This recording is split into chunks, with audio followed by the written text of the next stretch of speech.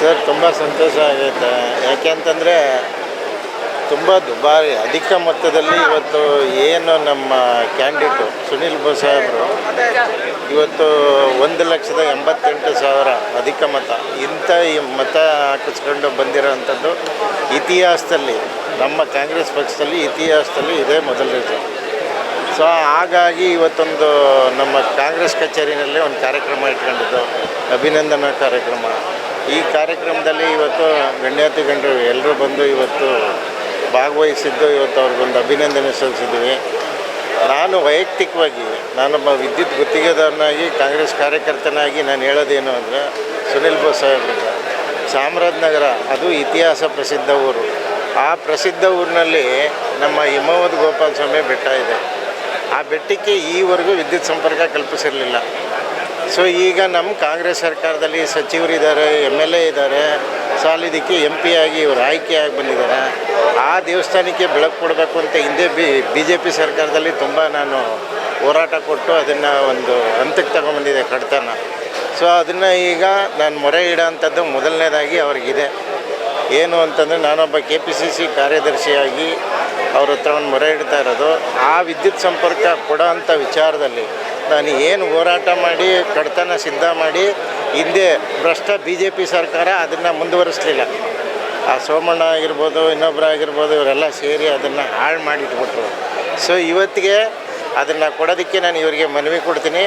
ಆ ಮನವಿ ಕೊಟ್ಟು ಇನ್ನು ಮುಂದಕ್ಕೆ ಏನು ಮಾಡಬೇಕು ಅದು ನಮ್ಮ ಕಾಂಗ್ರೆಸ್ ವತಿಯಿಂದ ಇವಾಗ ಅದನ್ನು ಯಶಸ್ವಿಗೊಳಿಸ್ತೀವಿ ಅಂತಲೂ ಈ ಸಂದರ್ಭದಲ್ಲಿ ನಾನು ಹೇಳೋಕ್ಕೆ ಇಷ್ಟಪಡ್ತೀನಿ. ಹಿಂದೆ ಒಂದೇ ಒಂದು ಸ್ಥಾನ ಇತ್ತು ಕಾಂಗ್ರೆಸ್ಗೆ, ಇನ್ನೊಂದು ಸ್ಥಾನ ಬಂದಿತ್ತು. ಇದು 9 ಸ್ಥಾನಗಳನ್ನು ಕಾಂಗ್ರೆಸ್ ಗೆದ್ದಿದೆ. ಹೌದು, ಎಲ್ಲೋ ಒಂದು ಕಡೆ ಈ ಗ್ಯಾರಂಟಿ ಯೋಜನೆಗಳು ವರ್ಕ್ ಆಗಿದೆ ಅಂತ. ಖಂಡಿತವಾಗ್ಲೂ ಆ ಗ್ಯಾರಂಟಿ 5 ಯೋಜನೆಗಳು ಏನಿದೆಯೋ ನಮ್ಮ ಸಿದ್ದರಾಮಯ್ಯ ಸಾಹೇಬರು, DK ಶಿವಕುಮಾರ್ ಸಾಹೇಬರು ಏನು ಅದನ್ನು ಜಾರಿಗೆ ತಂದು ಇವತ್ತಿಗೆ ಈ ಮತ ಚಲಾವಣೆ ಆಗೋದಕ್ಕೆ ಅದು ಪ್ರಾಮುಖ್ಯತೆ ವಹಿಸುತ್ತೆ. ಹಾಗಾಗಿ ಅದು ನಮ್ಮ ಕಾರ್ಯಕರ್ತರುಗಳು ತುಂಬ ಶ್ರದ್ಧಾಭಕ್ತಿಯಿಂದ ಕೆಲಸ ಮಾಡಿದ್ದಾರೆ ಇಡೀ ರಾಜ್ಯದಲ್ಲಿ. ಅದರಲ್ಲಿ ಕೆಲವೊಂದು ಮುಖ್ಯವಾದ್ದು ಹೋಯ್ತು, ಅದೇನು ಮಾಡೋಕ್ಕಾಗಲ್ಲ, ಅದು ಅನ್ಎಕ್ಸ್ಪೆಕ್ಟೆಡು. ಬಟ್ ಈಗ ಬಂದಿರೋವಂಥ ಒಂದಿದು, ಇವರು ಮಹಾ ಚತುರರೆಯವರು. ಇವ್ರಿಗೆ ನಮ್ಮ ಕೇಂದ್ರ ಸರ್ಕಾರದ ಮಾನ್ಯ ಮೋದಿಜಿಗೆ ಎದುರಿಸುವಂಥ ತಾಕತ್ತು ಈ 9 ಜನಕ್ಕೆ ಅತ್ಯಂತ ಮುಖ್ಯವಾಗಿದೆ. ಯಾಕೆಂದರೆ ಅವ್ರು ಮಾಡ್ತಾಯಿದ್ದಂಥ ಭ್ರಷ್ಟ ಅದು ಇದು G20 ಅಂತ ಏನೋ ದೊಡ್ಡ ಕಾರ್ಯಕ್ರಮ ಮಾಡಿದ್ರಲ್ಲ, ಆ ಕಾರ್ಯಕ್ರಮಕ್ಕೆ ಎಷ್ಟು ಕೋಟಿ ಖರ್ಚು ಮಾಡಿದ್ರು, ಯಾಕೆ ಬೇಕಿತ್ತದು? ಹಿಂದೆ ಇವ್ರದ್ದೇ ದುರಾಡಳಿತ ಆಗ್ಬಿಟ್ಟಿತ್ತು. ವೈಯಕ್ತಿಕವಾಗಿ ನಿರ್ಧಾರ ಕೈಗೊಳ್ಳೋರು. ಈಗ ನೋಡಿ, ನಮ್ಮ ಕಾಂಗ್ರೆಸ್ನಿಂದ 223 ಸೀಟು ಇಂಡಿಯಾ ಒಕ್ಕೂಟದಿಂದ. ಸೊ ಈ ಸೀಟ್ ಇದ್ದಾಗ ಅವ್ರದ್ದು ಏನೂ ನಡೆಯಲ್ಲ ಅಲ್ಲಿ. ಅವರಿಗೆ ನಾನು ಒಂದು ಈ ಮಾಧ್ಯಮದ ಮುಖಾಂತರ ನಾನು ಹೇಳೋಕ್ಕೆ ಇಷ್ಟಪಡ್ತೀನಿ, ನಿಮಗೆ ಮಾನ ಮರ್ಯಾದೆ ಏನಾದರೂ ಇದ್ದರೆ ಇಮ್ಮಿಡಿಯೇಟಾಗಿ ತುರ್ತಾಗಿ ರಾಜೀನಾಮೆ ಕೊಟ್ಬಿಟ್ಟು ಕೆಳಗೆ ಬನ್ನಿ. ಯಾಕೆಂದರೆ ನಿಮಗೆ ಯೋಗ್ಯತೆ ಇಲ್ಲ, ಅದು ಆ ಚೇರ್ನಲ್ಲಿ ಕೂತ್ಕೊಳ್ಳೋಕ್ಕೆ ಇನ್ನು ಯೋಗ್ಯತೆ ಇಲ್ಲ. ಇಡೀ ದೇಶದ ಜನ ಈಗ ತಿರುಗಿಬಿಟ್ಟಿದ್ದಾರೆ. ಮೋದಿಜಿ ಮೋದಿಜಿ ಮೋದಿಜಿ ಅಂತ ಇದ್ರು. ಸೊ ಈಗ ಅವ್ರು ನಡ್ಕೊಂಡಂಥ ರೀತಿಗಳು ಏನು ಅಂತ ಜನಗಳಿಗೆ ಗೊತ್ತಾಗ್ಬಿಟ್ಟಿದೆ ಇಡೀ ದೇಶದೆಲ್ಲೆಡೆ. ಹಾಗಾಗಿ ನೀವು ತುರ್ತಾಗಿ ರಾಜೀನಾಮೆ ಕೊಟ್ಟುಬಿಟ್ಟು ಇಳಿದುಬಿಟ್ರೆ ನಿಮ್ಗೊಂದು ಗೌರವ ಸಲ್ಲುತ್ತೆ.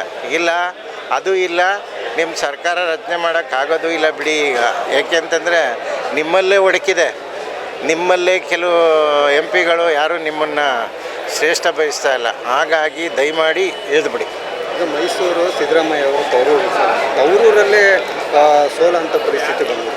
ಸೋಲು ಗೆಲುವು ಅಜಯ್ ವರ್ಸಸ್ ರಾಜ ಅನ್ನೋದು ಎಲ್ಲೋ ಒಂದು ಕಡೆ ಇದಾಯ್ತು. ಅಲ್ಲ, ಸೋಲು ಗೆಲುವು ಅನ್ನೋದು ಇದ್ದಿದ್ದೆ. ಬಟ್ ಇಲ್ಲಿ ಏನು ಅಂದರೆ, ಮಹಾರಾಜರು ಅನ್ನೋ ಗೌರವ ಅಷ್ಟೇ, BJP ಅಲ್ಲ, ಭ್ರಷ್ಟ BJP ಅಲ್ಲ.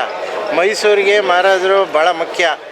ಅವ್ರಿಗೋಸ್ಕರ ಜನ ಚೆನ್ನಾಗಿ ಸ್ಪಂದಿಸಿ ಅವರಿಗೆ ಚುನಾವಣೆಗೆ ಸ್ಪಂದಿಸಿದ್ದಾರೆ ಹೊರತು BJP ಅಂತಲ್ಲ, ಅಥವಾ JDS ಅಂತಲ್ಲ.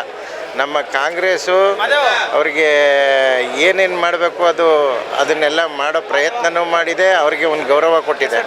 ಹಾಗಾಗಿ ಇದು ಜನಗಳು ಆರಿಸ್ತಂಥ ಒಂದಿದು, ಅದು ನಾವೇನು ಮಾಡೋಂಗಿಲ್ಲ.